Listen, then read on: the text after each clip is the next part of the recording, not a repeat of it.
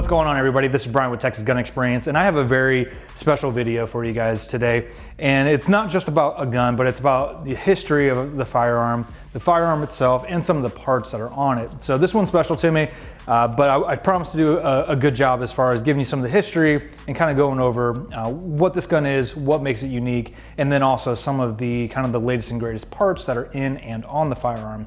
But starting with the firearm itself, now this is a Zastava 5.56, kind of a shorty AK. So this is modeled a little bit after the Krinkov or the Krink style AK family. Now the Krink was first seen in I think a Soldier of Fortune magazine during the Soviet-Afghanistan conflict. So everyone was used to seeing the AK-74 at the time, but then all of a sudden there was these shorty AKs that came about and nobody knew what they were. Everybody thought it was super cool and had to have one.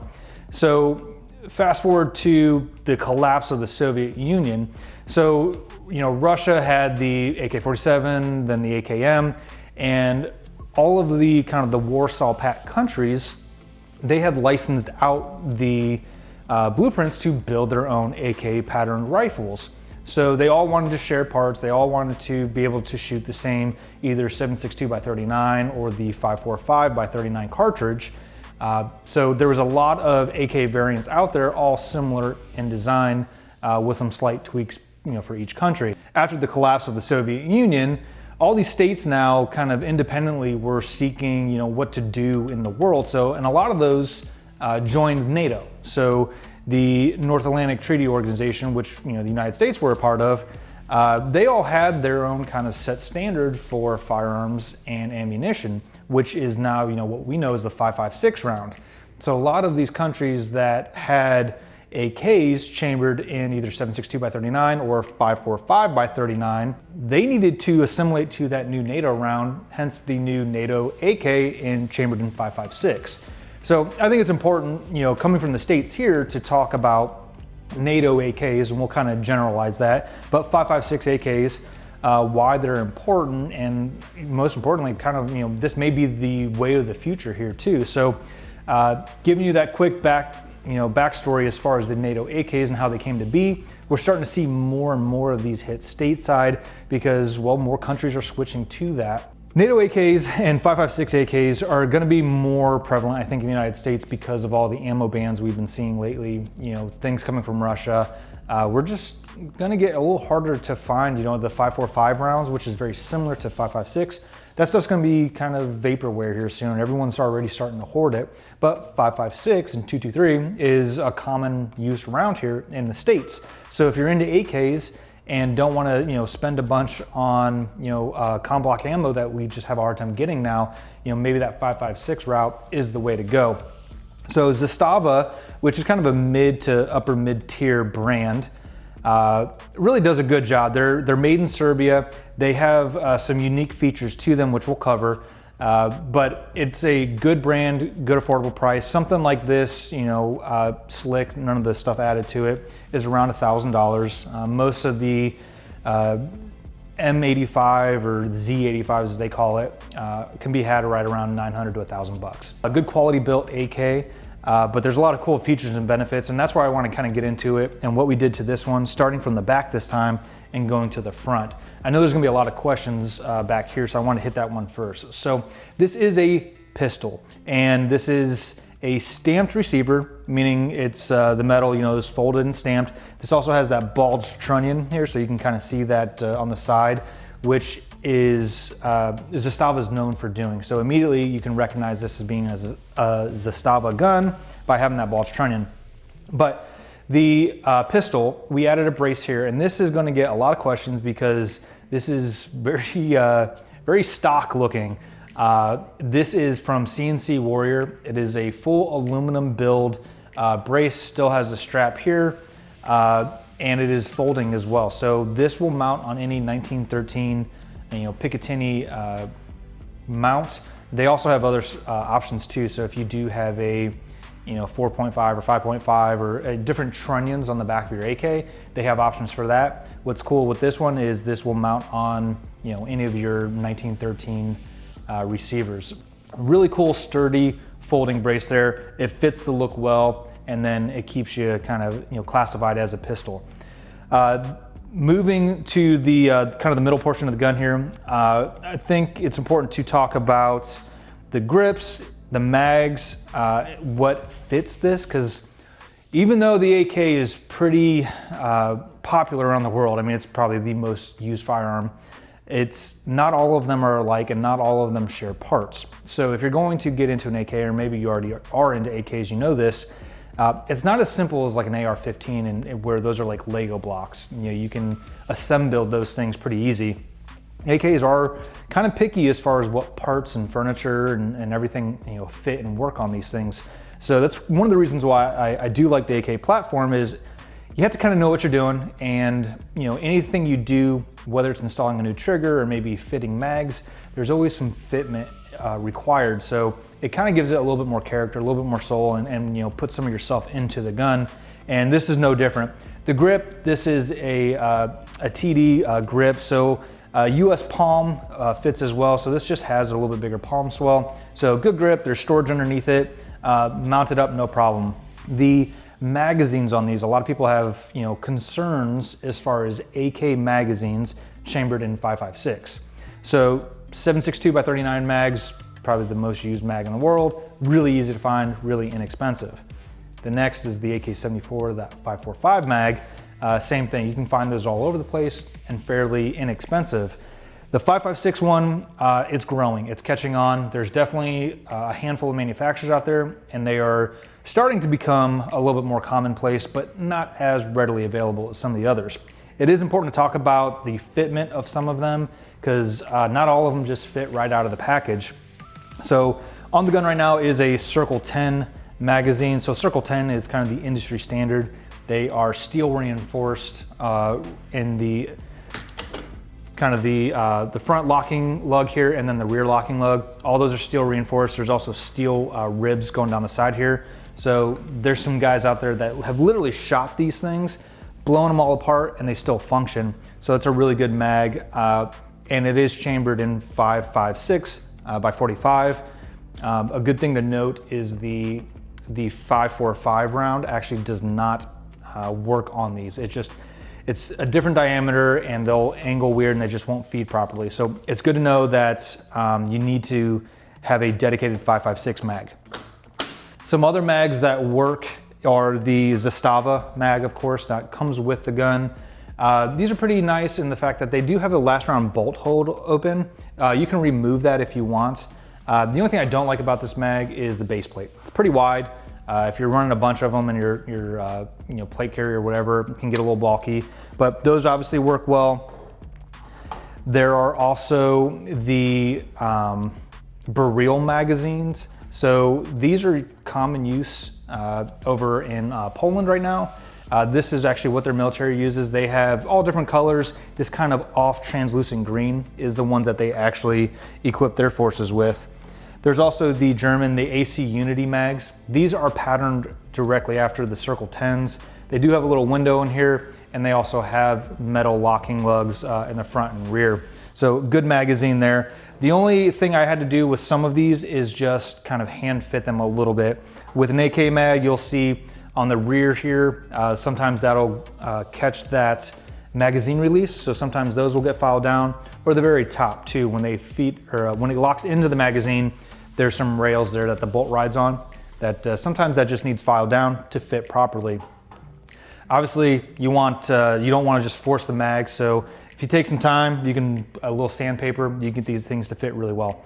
So moving on to the trigger, I know I skipped over that, but ALG. So ALG is also the standard for AK triggers. Now, they aren't a cassette or just a simple drop-in, so there are a couple springs involved. If you ever change an AK trigger, you probably got a couple snake bites from them. ALG is definitely the way to go. A couple AKs I have, the trigger pulls range from about 2.5 to 3.5 pounds. This one pulls consistently at 3. So similar to Geissler or CMC triggers anywhere out there, this is a single stage trigger that would be good for competition or combat use. So very lightweight, very crisp. And I know people think that AKs can be fairly crude, but they actually have really good triggers. and even a stock trigger can be massaged to work pretty well. So that ALG is lightning fast, and with a lot of practice, you can actually get some double taps really quick with this. So the top cover. Now, one thing I like about the M85 or the Z85 from Zastava is it has a hinged top cover. So when you go to pull it off, it actually stays on the gun. A lot of AKs, that top cover comes off, which if you have an optic mounted on it, could obviously change your zero when you're shooting, move around. Being hinged like this obviously helps retain that zero quite a bit. Even when shooting, there's a lot of adjustments we're making. I'll talk to that in a minute here about why.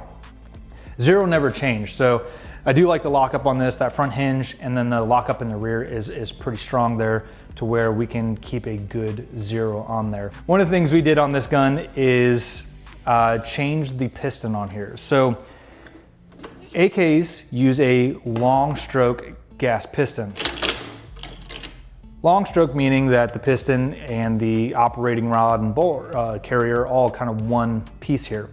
But we do have a K&S adjustable piston on here. Is this necessary? No, but it is really nice if you are running different ammo types, or in our case, running a suppressor.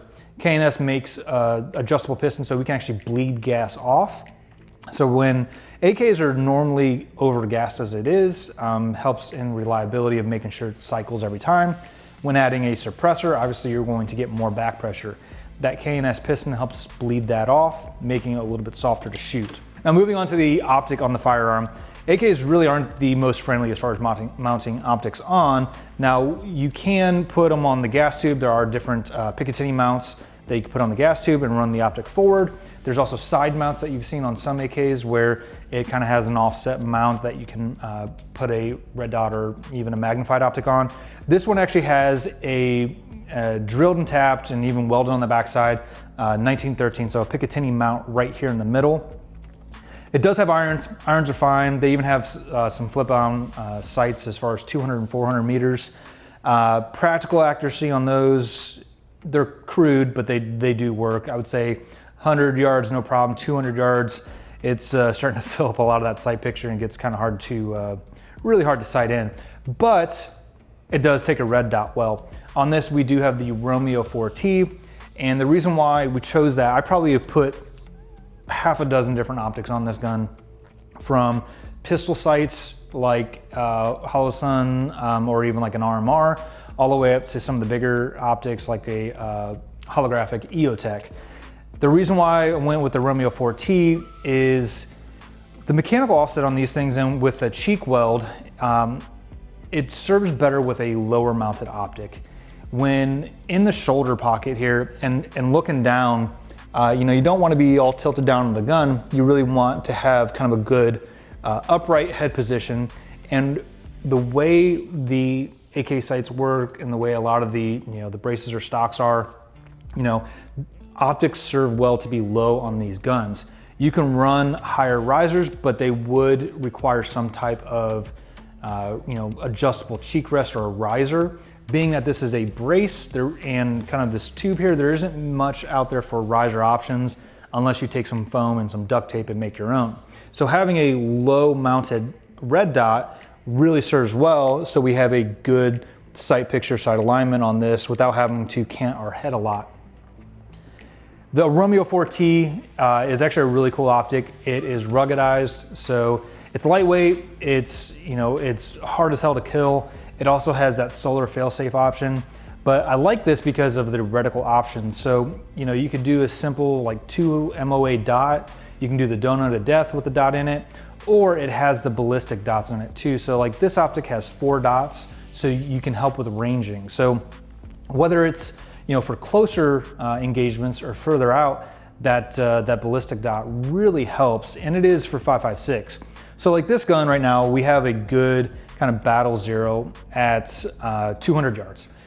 So with the holds on that, I know that if I'm shooting closer, like we are in this indoor range, those dots will actually help me raise up the gun a little bit to where I'm not shooting low. And then obviously out at range, it'll help us range a little bit too to compensate for that bullet drop.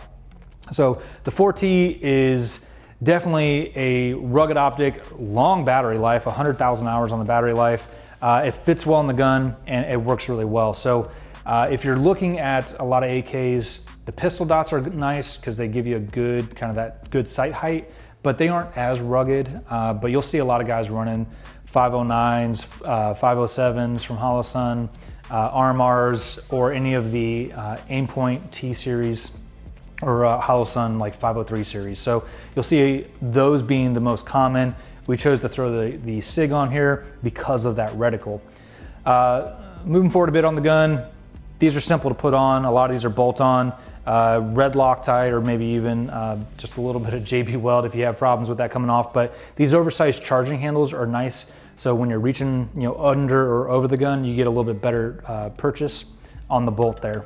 To the front here, do have a Midwest Industries M-LOK handguard here.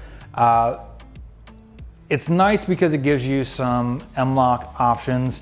It's bad in the fact that it does get warm. So shooting this thing a lot, especially quickly, that'll heat up fast. So with this gun in general, I would definitely suggest wearing gloves. Even the metal kind of retaining clips on the wood handguard here get warm. And then when we add a can on it, that'll definitely increase the heat pretty fast. So you see we are running a light on here. This is just a simple mount. This is from Kyber Customs. They have a couple of different options, but really you can attach any 1-inch flashlight to that. So it's convenient, so we don't have to necessarily run a weapon mounted light on here. There's not a lot of handguard here, so there's not a lot of rail space. And it's not like we're running PEX or lasers or anything like that, so just a good flashlight. But having that 1-inch clamp on there means I can run a ton of different flashlights, so whatever you choose, and it doesn't have to have or take up any of that handguard or rail space. So as you'll see too, we run a couple different options up front. I want to focus on the suppressor, but before we talk about that, I want to talk about the muzzle brake itself. So the muzzle brake that is on this is actually a JMAC Customs, and they call it their 360 brake. Now, chose to put this on here because, AKs, they have a couple different options as far as thread patterns go. It's not just, as simple as, an AR-15 or AR-10. There's 14x1 left hand, there's 24 millimeter, or like this, it's 26 millimeter. So it's a really big thread pitch on here. So JMAC Customs makes a brake for this, but more importantly, the brake actually has threads that mount into the back of most popular suppressor brands. So the brake itself, it's a 360 brake. It works really well. You don't need to time it either, so you don't need to worry about shims or having it aligned correctly. So, get some rock set or high temp red Loctite, throw that brake on there, tighten it up, and you're good to go. The reason why we chose this is, one, we can run blast cans and we can run suppressors on it without having to add the extra weight or length of adapters. So this 360 brake works really well as far as kind of blast mitigation, but it also shoots fireballs. So if you don't want to be seen, I wouldn't run just that. But it does work as far as helping as a brake. There are a ton of chambers here and walls for that gas to hit, so it really helps soften this up. The next thing that we try is a blast can. So these just came out. It's from Torrent Suppressors, and you'll see a theme here. What's really neat about this is it has that same kind of universal thread pattern that a lot of suppressor companies use. This can be threaded right on to that JMAC muzzle brake. So we use that when we're not using it suppressed. It helps cut down a lot of that flash while still kind of maintaining some of the effects of the brake itself, but it shoots all of that kind of those gases forward. So it helps a little bit with sound mitigation for the shooter itself, but it also kind of helps tame some of that flash, but it sends it all forward. This won't kill your flash entirely. They do have kind of this, vented front here to help, vent some of those gases out appropriately, but you'll still see there is a pretty strong flash signature. Now, the one thing I really wanted to focus on is this new dead air suppressor. This thing could have a video on its own, and we may even do that yet, but this just came out, and this gun was like the perfect host for this. So this is the Dead Air Sierra 5. Full steel can, full auto rated. The thing is dumb short. I mean, it's like 6 inches without a mount, not very heavy, but with this JMac brake, I can thread it right on, giving it a very short package. Now, what I like about the suppressor is not only is it full auto rated, but it doesn't have a barrel length requirement. So if you're running it on, shorty ARs or, something like this is a 10.5-inch barrel. If you're running it on 10 inches or even shorter, some of these things are coming out now are 7, 8 inches. This can handle it. So a lot of cans won't warranty being fired out of if it's less than 10.5 inches. So the new Dead Air Sierra 5, no length requirement. Now shooting this thing suppressed, it is a little bit gassy for a can, but we have that K&S piston to kind of kill some of that gas. This thing is stupid quiet. It's not movie quiet, but it is dumb quiet. So even on an indoor range, on a short barreled 5.56, I would say it's almost hearing safe. So we've shot with Ear Pro on, pretty much all the time. We always do, even while shooting suppressed. But the last couple of rounds, we were just like, hey, let's just, try and see what it was. Took off the Ear Pro. It sounds really good. It didn't hurt, I didn't wince. It took a lot of that crack. You still have, kind of that bullet crack down range, but this is a really good can. It's a very quiet can. Excited to use it a lot more. So Dead Air says to go and beat the hell out of it. If you aren't getting this thing glowing hot every time you're shooting it, they're gonna be offended.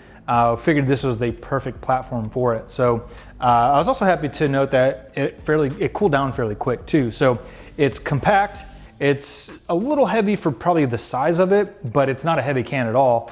So multiple mounting options. It also comes with a Chemo, so you can work on various platforms with a Chemo quick detach. But it also looks super cool. It has the knurling on here, so it's easy to make sure that it stays tight, you get it tight, and then if it does get locked on there, you have a lot more grip to take it off too. So really cool can. It's also affordable and it's rugged. So I'm really impressed by it, especially the sound out of it. This package as a whole, I think is a good kind of compromise for those, whether they want to get into an AK for the first time, or maybe you have a bunch and looking for something different. So I've always had a fondness for that, the AK-74 crank. So that shorty 74. I doubt I'll ever get one, and I don't know if I really want to spend the money to do so. So having this is kind of the next best thing. Whether you want to keep it or a pistol or create an SBR out of it, that's on you. But having a cartridge that's widely available here in the States as 5.56 is really nice. I can shoot this thing all day. I know I can find ammo for it. It's a fairly accurate gun, and it's really a pleasure to shoot. So it can shoot fast, it can shoot soft. So whether you want to do some competitions with it, I think you can set it up for that. If it's for defense, if it's for planking, or if you're running and gunning with it, it really is a cool platform. And I think here in the States, the 5.56 AK or the NATO AKs is really going to take off. I know we're seeing a lot more coming from brands like Zastava, Kalashnikov USA, Palmetto State. They're all coming out with those 223 5.56 AKs, because I think we're all kind of preparing that there's going to be a lack of some of that Russian ammo here in the future. So in summary, 5.56 AKs are pretty badass. The Zastava Z85 is no exception, and personally it's one of my favorite guns. So I think the M85 is a great kind of all-around package. It's a 10.5-inch barrel, so you're still getting some decent kind of Mark 18 velocity out of it, the 5.56 round. Also 5.56, it's widely available here in the United States. Let us know what you guys think. Is the NATO AK is even worth looking into for us here in the States? I personally think brands like Zastava, Kalashnikov USA are doing a great job at making these things, not just quality, but making them more in common use for us here. So drop a comment, let us know what you guys think. What would you do different? I'm sure there's gonna be a lot of questions about the brace. Please let us know, we're happy to help. So if you guys have any questions, make sure to drop it down in the comment section. If you'd like to see more videos like this, please hit that like and subscribe button, and we'll see you guys on the range.